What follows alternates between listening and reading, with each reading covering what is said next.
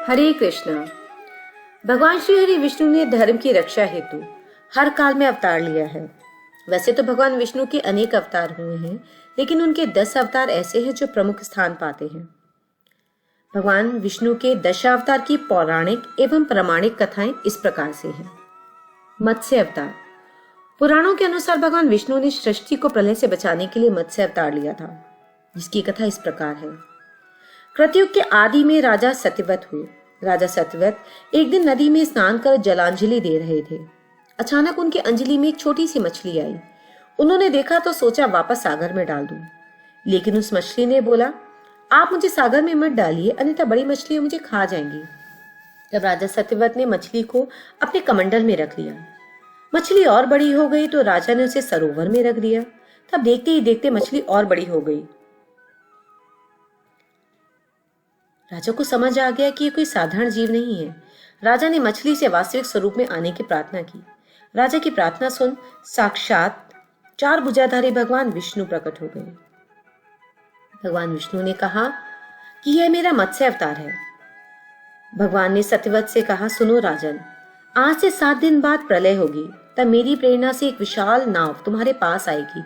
तुम सप्त ऋषियों, औषधियों, बीजों व प्राणियों के सूक्ष्म शरीर को लेकर उसमें बैठ जाना। तब तुम्हारी नाव डगमगाने लगेगी। तब मैं मत्स्य के रूप में तुम्हारे पास आऊंगा। उस समय तुम वासुकी नाव के द्वारा उस नाव को मेरे सींग से बांध देना। उस समय प्रश्न पूछने पर मैं तुम्हें उत्तर दूंगा, जिससे मेरी महिमा को परब्रह्म नाम से विख्यात है तुम्हारे हृदय में प्रकट हो जाएगी। तब समय आने पर मत्स्य रूपधारी भगवान विष्णु ने राजा सत्यवत को तत्व ज्ञान का उपदेश दिया, जो मत्स्य पुराण के नाम से प्रसिद्ध है। कूर्म अवतार। धर्म ग्रंथों के अनुसार भगवान विष्णु ने कूर्म यानी कछुए का अवतार लेकर समुद्र मंथन में सहायता की थी।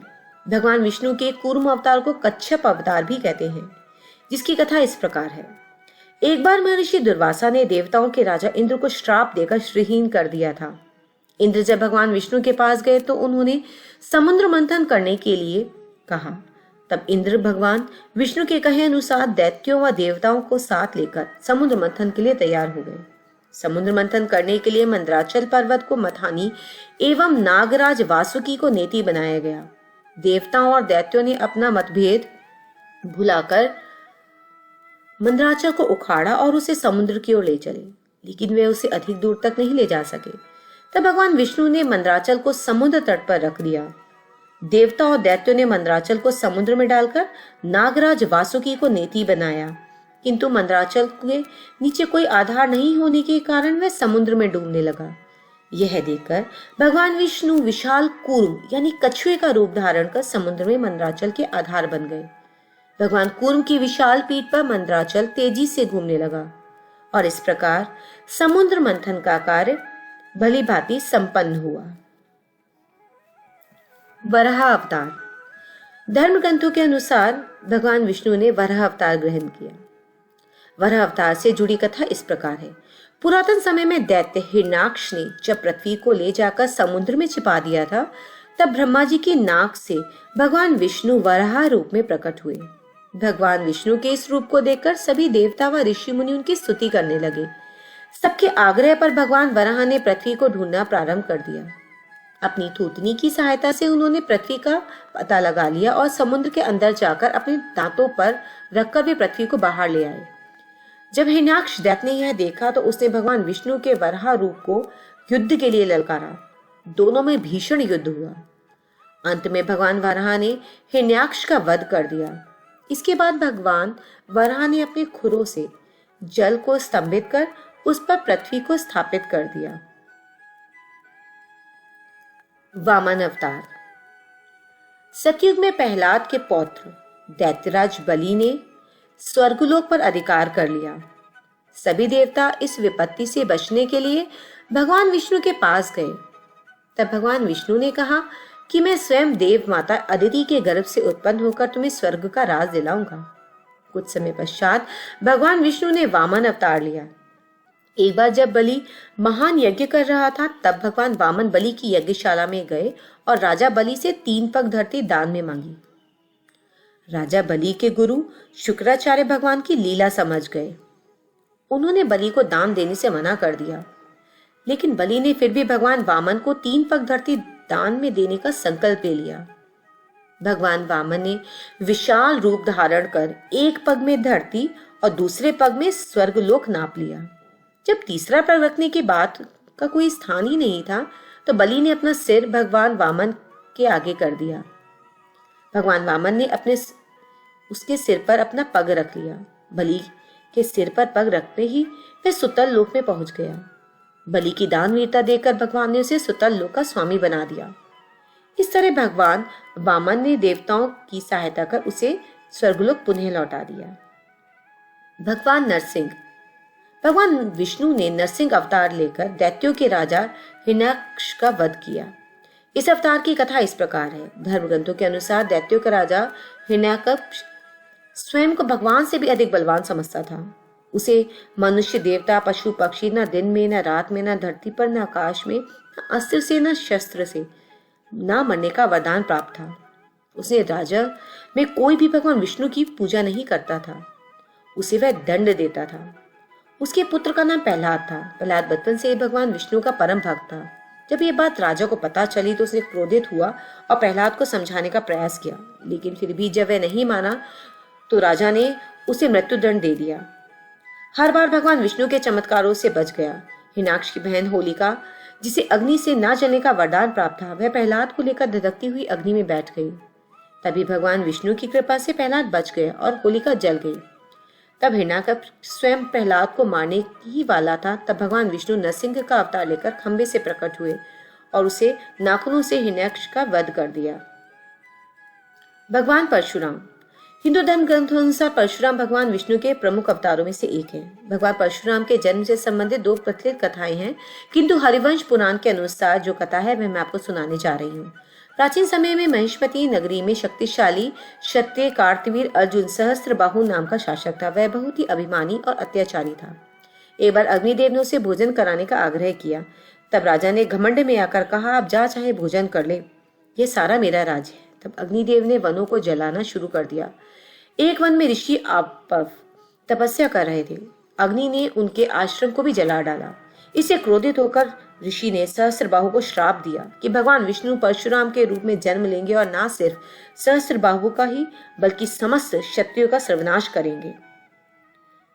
श्री राम। त्रेता युग में राक्षस राज रावण का बहुत आतंक था। उससे देवता भी डरते थे। उसके वध के लिए भगवान विष्णु ने राजा दशरथ के यहाँ माता कौशल्या के गर्भ से पुत्र रूप में जन्म लिया। इस अवतार में भगवान विष्णु ने अनेक राक्षसों का भी वध किया और मर्यादा का पालन करते हुए अपना जीवन यापन किया। पिता के कहने पर वनवास गए। वनवास भोगते समय राक्षस राज रावण उनकी पत्नी सीता का हरण कर ले गया। सीता की खोज में भगवान लंका पहुंचे। भगवान श्री राम और रावण का घोर युद्ध हुआ। रावण मारा गया। इस प्रकार भगवान विष्णु ने राम अवतार लेकर देवताओं को भय से मुक्त किया। श्री कृष्ण अवतार। द्वापर युग में भगवान श्री कृष्ण ने अवतार लिया और अधर्मियों का नाश किया। भगवान श्री कृष्ण का जन्म कारागार में हुआ था। उनके पिता का नाम वसुदेव और माता का नाम देवकी था। भगवान श्री कृष्ण ने इस अवतार में अनेक चमत्कार किए और दुष्टों का सर्वनाश किया। कंस का वध भी भगवान श्री कृष्ण ने ही किया। महाभारत के युद्ध में अर्जुन के सारथी बने और दुनिया को गीता का ज्ञान दिया। धर्मराज युधिष्ठिर को राजा बनाकर धर्म की स्थापना की। भगवान विष्णु का यह अवतार सभी अवतारों में सबसे श्रेष्ठ माना जाता है। बुद्ध अवतार। धर्म ग्रंथों के अनुसार बौद्ध धर्म के प्रवर्तक गौतम बुद्ध भी भगवान विष्णु के ही अवतार हैं। पुराणों में वर्णित भगवान बुद्धदेव का जन्म गया के समीप कीचक में हुआ था। एक समय दैत्यों की शक्ति बहुत बढ़ गई। देवता भी उनके भय से भागने लगे थे। राज्य की कामना से दैत्यों ने देवराज इंद्र के पूछा कि हमारा साम्राज्य स्थिर रहे, इसका क्या उपाय है। तब इंद्र ने शुद्ध भाव से बताया कि सुस्थिर शासन के लिए यज्ञ और वेद विहित आचरण आवश्यक है। तब दैत्य वैदिक आचरण कर महायज्ञ करने लगे, जिससे उनकी शक्ति बढ़ने लगी। तब सभी देवता भगवान विष्णु के पास गए। तब भगवान विष्णु ने देवताओं के हित के लिए बुद्ध का रूप धारण किया। उनके हाथ में मार्जनी थी। वे मार्ग को बुहारते हुए चलते थे। इस प्रकार भगवान विष्णु जब बुद्ध रूप में अवतारित हुए तो उन्होंने दैत्यों के पास पहुंचे और उन्होंने उपदेश दिया कि यज्ञ करना पाप है। यज्ञ से जीव हिंसा होती है।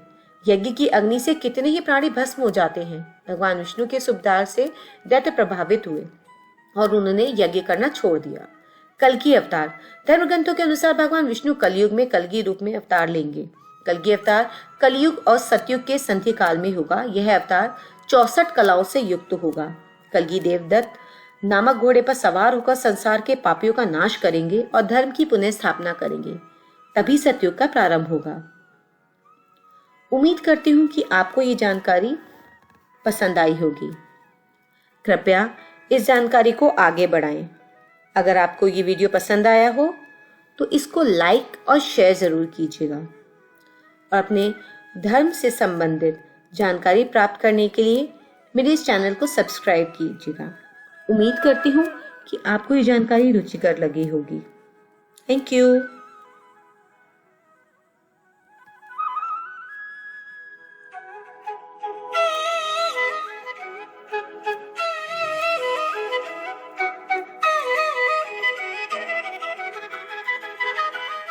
हरे कृष्णा